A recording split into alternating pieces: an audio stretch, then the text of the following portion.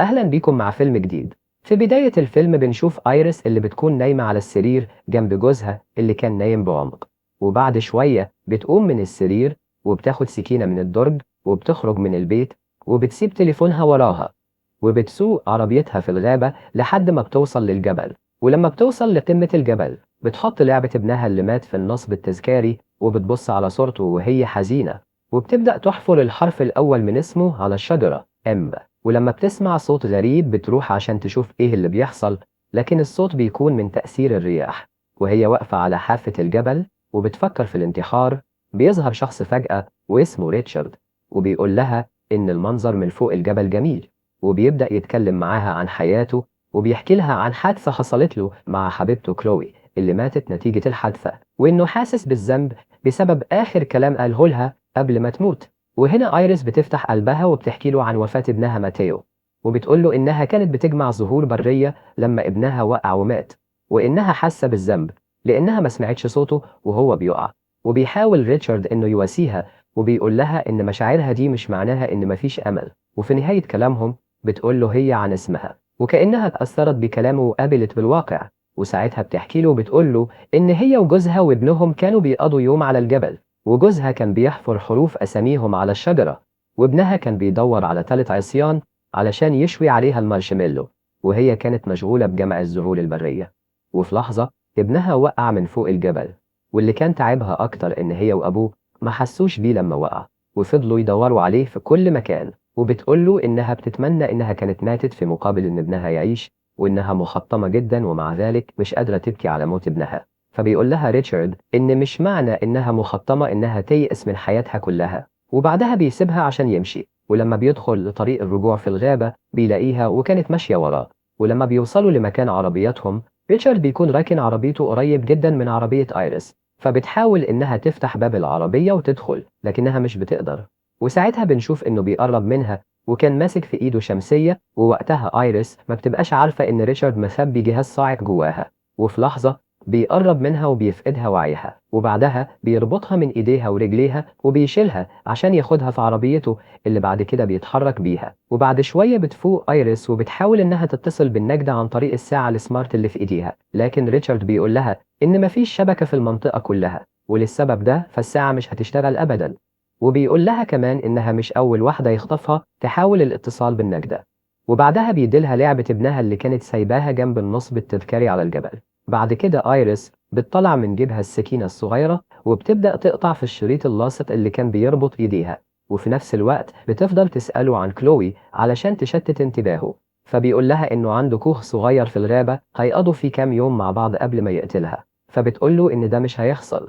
وبعدها بتهجم عليه بسكينتها، وساعتها ريتشارد بيفقد السيطرة على العربية وبيخبط في شجرة. وبعدها آيريس بتخنقه بحزام الأمان، لكن بنشوف إنه بيقدر يوصل لزرار التحكم في الكرسي اللي هو قاعد عليه، فبيتحرر من الحزام اللي بيخنقه من رقبته. وبعدها بيهاجمها وبيضربها بعنف لكنها بتقاومه وبتقدر أخيرا إنها تخرج من العربية. بعد كده بتقطع الشريط اللي كان بيربط بيه رجليها وبتاخد لعبة ابنها اللي وقعت على الأرض. وقبل ما تهرب بتشوف ريتشارد قصادها وهو بيقول لها إنه غلطان لأنه كان لازم يفتشها من البداية. وهنا آيريس بتهدده بالسكينة اللي معاها وهي بتصرخ عشان أي حد قريب منها يساعدها، لكن ريتشارد بيقول لها إنها من 10 دقايق كانت عايزة تنتحر، أما دلوقتي فبتدافع عن حياتها بكل قوتها، وإنه مستغرب من ده. وعلى الرغم من كده بتصرخ فيه آيريس عشان يبعد عنها، فبيوريها حقنة فاضية وبيقول لها إنه حقنها بمادة بتتسبب في شلل الجسم، وإنه بمجرد ما المادة دي تنتشر في جسمها هيكون قدامها 20 دقيقة لحد ما كل وظائف جسمها تتعطل. وبيشرح لها ريتشارد وبيقول لها إن في البداية هتفقد التحكم في أطرافها، وبعد 10 دقايق مش هتحس برجليها بتاتا، وبعد شوية هتتشل ومش هتقدر تتحرك، وفي النهاية مش هتقدر تتنفس أو تتكلم. وبيطلب منها تستسلم وتديله السكينة، لكنها بترفض وبتجري عشان تهرب. فبيقول لها إن الجري هيساعد على تسريع مفعول الحقنة، لكنها بتتجاهل كلامه وبتجري بأقصى سرعة، وساعتها السكينة بتقع منها. وعلى الرغم من كده بتكمل جري لحد ما بتتعب وبتقف عشان ترتاح، وبتكتشف إن ريتشارد كان قريب منها وبيقول لها إن قدامها أقل من ساعة وبعدها هياخدها للكوخ. فبتجري، ولما بتحس إنها بدأت تفقد الإحساس في إيديها بتعرف إن تأثير الحقنة ابتدى يأثر فيها، ولما بتحاول تجري بتفقد الإحساس في رجليها، فبتمشي ببطء لحد ما بتوصل لمكان في الغابة قريب من النهر وبتستخبى هناك. وبيوصل ريتشارد لنفس المكان وبيفضل يدور عليها وبيكون قريب جدا منها، لكن مش شايفها ولا قادر يوصل لها. وبتحاول هي إنها تكتم نفسها، لكن لسوء حظها النمل بيهاجمها وبيمشي فوق وشها. وفي نفس اللحظة اللي بيقرر فيها ريتشارد إنه يمشي، مش بتقدر هي إنها تسيطر على نفسها وتستحمل النمل لحد ما هو يبعد، وبتصرخ. فبيرجع لها وبيلاقيها وهي بتحاول تهرب للمية، وبيقول لها إنها مش هتقدر تعوم. وفعلا في اللحظة دي بيكون جسمها كله تقريبا في حالة شلل، لكن على الرغم من ده المية بتشيلها، وبسبب عدم مقاومتها جسمها بيفضل عايم فوق سطح المية وبيمشي مع التيار وبيصطدم بالصخور اللي كانت في وسط المية. بعد كده ولما بتلمح فرع شجرة كبيرة كان ممتد لحد المية، بتقدر إنها تمسك فيه بصعوبة عشان تطلع من المية، ومش بتبقى قادرة تتنفس، وده لأنها بتكون وصلت لمرحلة الشلل التام وبتفقد القدرة على الحركة تماما.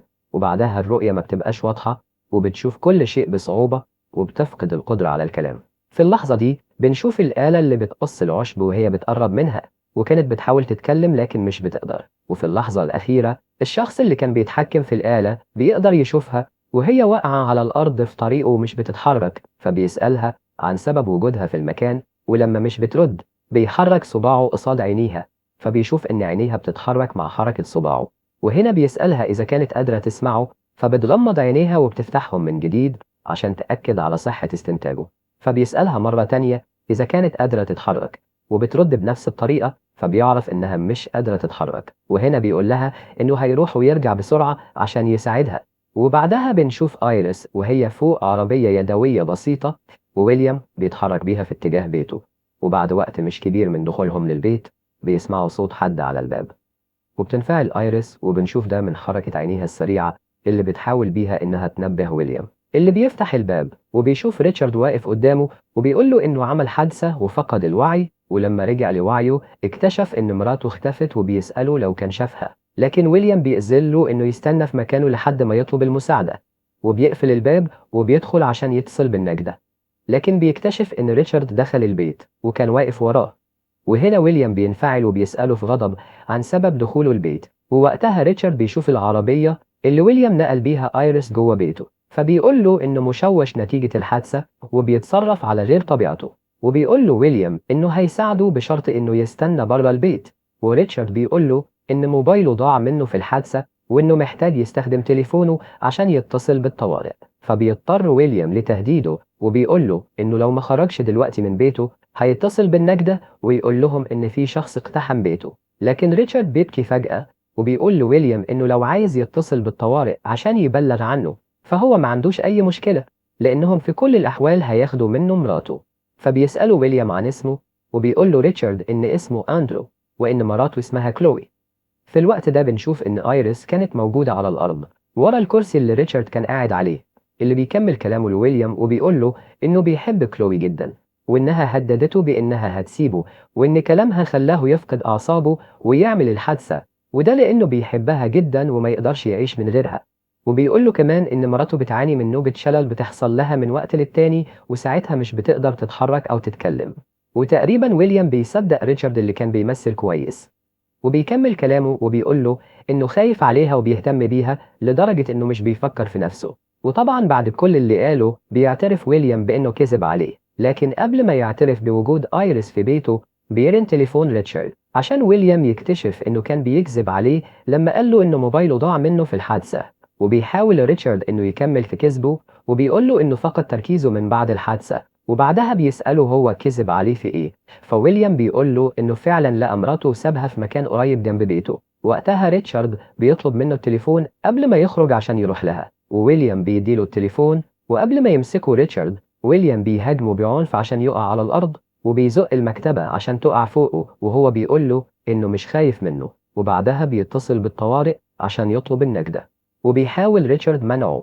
وبتشوف آيريس كل اللي بيحصل من مكانها، وفي اللحظة اللي بيقدر فيها ريتشارد إنه يقف مرة تانية عشان يهاجم ويليام اللي بيدافع عن نفسه، وبيضرب ريتشارد عشان يقع على الأرض وبيكمل في الهجوم عليه وبيضربه برجليه. في الوقت اللي بيكون في تأثير مفعول المادة اللي ريتشارد حقن بيها آيريس ابتدى يقل، وبنشوف إنها بتقدر تحرك إيديها.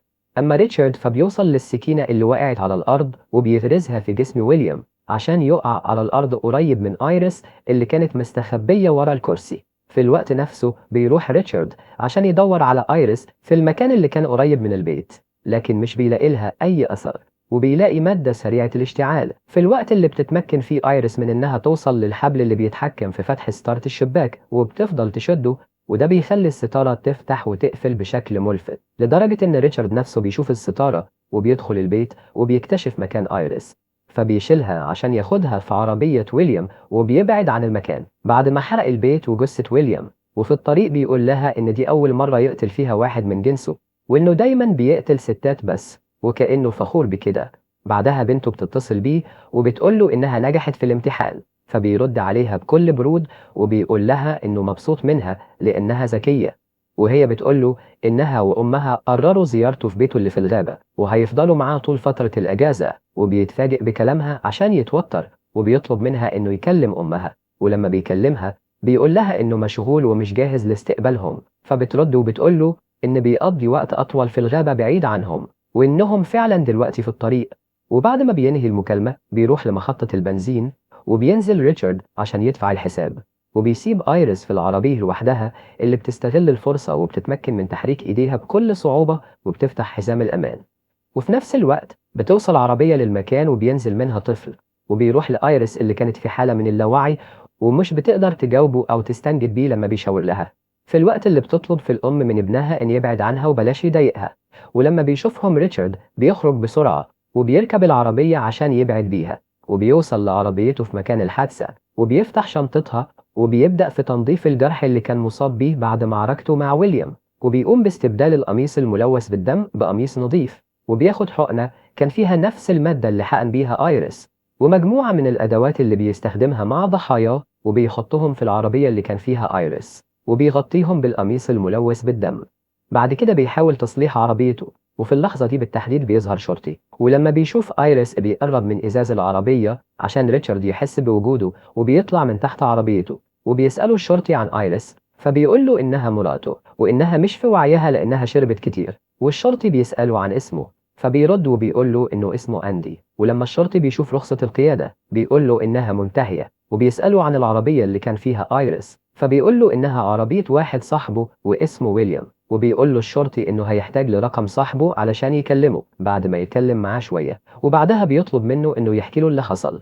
وبيقول له ريتشارد إنه صحي من نومه واكتشف إن مراته اختفت، وعرف بعد كده إن حصل لها حادثة وإنه موجود دلوقتي عشان ينقذها. لكن الشرطي بيفاجئه وبيقول له إن في بلاغ عن واحدة مشتبه في إنها ممكن تكون واقعة تحت تأثير مخدر وكانت مع شخص في محطة البنزين. فبيقول له ريتشارد إنه فعلا كان معاها هناك وكان بيحاول إنه يشتري أي حاجة تساعده عشان ترجع لوعيها، وبيكمل في كذبه وبيقول له إن من يوم موت ابنهم وهي بتشرب طول الوقت ومن غير حساب، وده لأنها كانت حاسة بالذنب وبتحمل نفسها مسؤولية موته. لكن من سوء حظه إن في اللحظة دي بالتحديد آيريس ابتدت تتكلم وبتستنجد بالشرطي عشان يساعدها، فبيقرب منها في محاولة منه عشان يفهم هي عاوزة تقول له إيه، وساعتها بيلمح الحقنة وأدوات الخطف، وهنا بيستوعب الموقف وبيرفع مسدسه في وش ريتشارد اللي بيتحرك بسرعة وبيقتل الشرطي، وبعدها بيسرق مسدسه قبل ما ينقله في عربيته اللي بعد كده بيحرقها. ولما بينتهي من جريمته بيركب عربية ويليام المسكين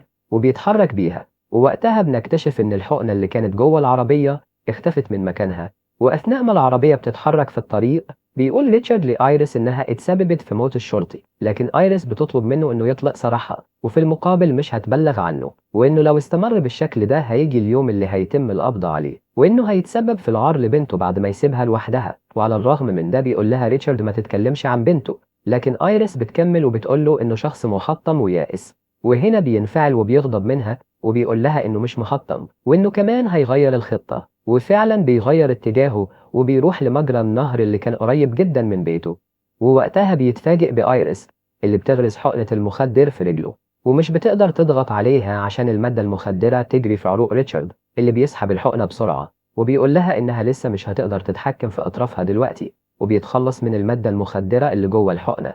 وبتسأله ليه منعها من الانتحار على الجبل، فبيقول لها إن ده كان لمصلحتها. وبعدها بينزل من العربية وبيسحب آيريس لحد القارب اللي كان قريب في المية بعد ما أخد سكينته، وقتها ايريس بتشوف ان ريتشارد كان محتفظ بالسكينة والمسدس في حزامه وانه قرر يتخلص منها في المية بعد ما يقتلها، فبتطلب منه انها تشوف لعبة ابنها اللي كانت جوه جيبها قبل ما تموت.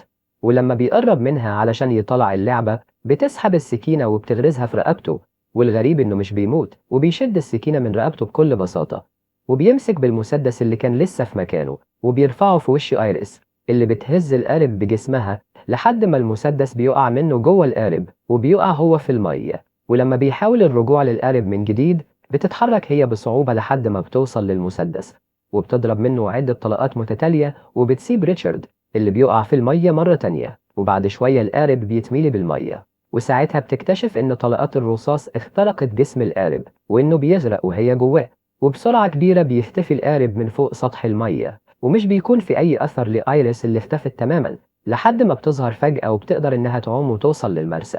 ووقتها بتشوف إن ريتشارد قدر يوصل للشط هو كمان، لكنه بيكون مش قادر يتنفس بسبب الطعنة اللي أخدها في رقبته، فبتبصله بنظرة كلها شفقة وبتبعد عنه. وبكده بينتهي الفيلم. كان معاكم الملخصات شو. سلام.